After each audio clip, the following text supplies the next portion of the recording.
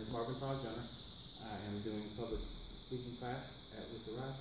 This is my second speech. This is my persuasive speech based in regards to stroke. Now I know that we have a lady that did one on stroke awareness, so mine's going to be a little bit similar.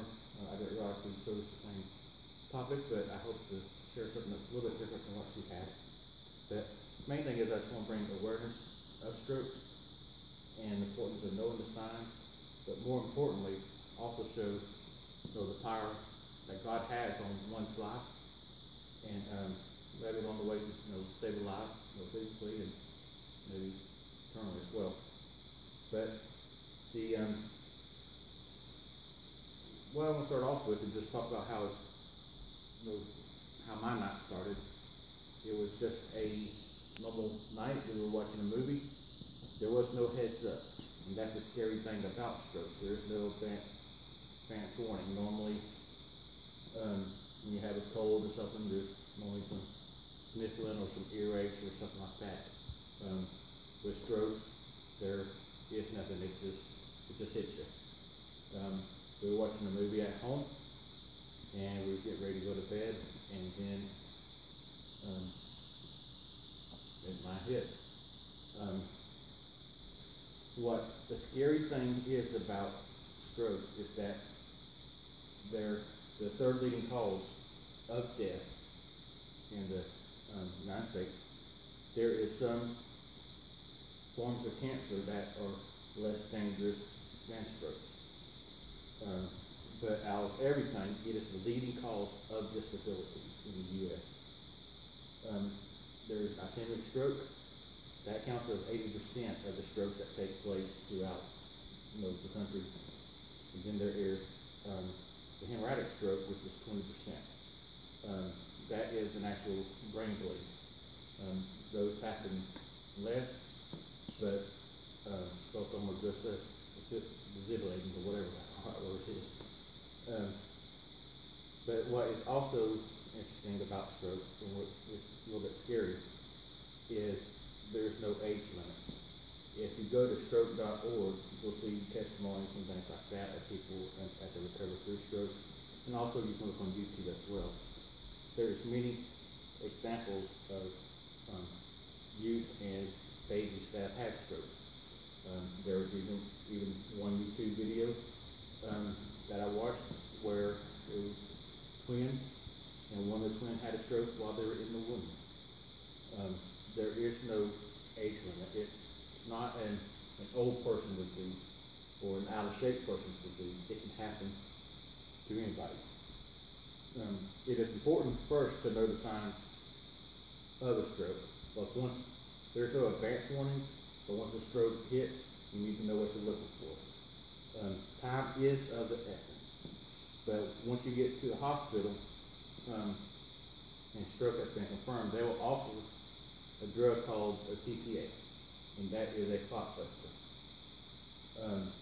But that you have 3 hours from the onset of the stroke to get that TPA. I unfortunately, or maybe fortunately, I'm not quite sure yet, I refused to take the TPA at the time.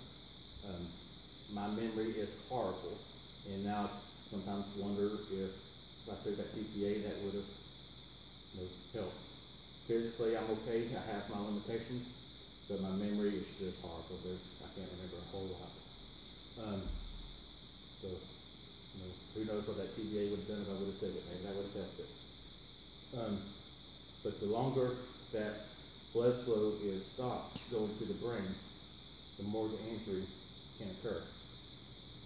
So naturally, they all tell you to call 911 as soon as you know.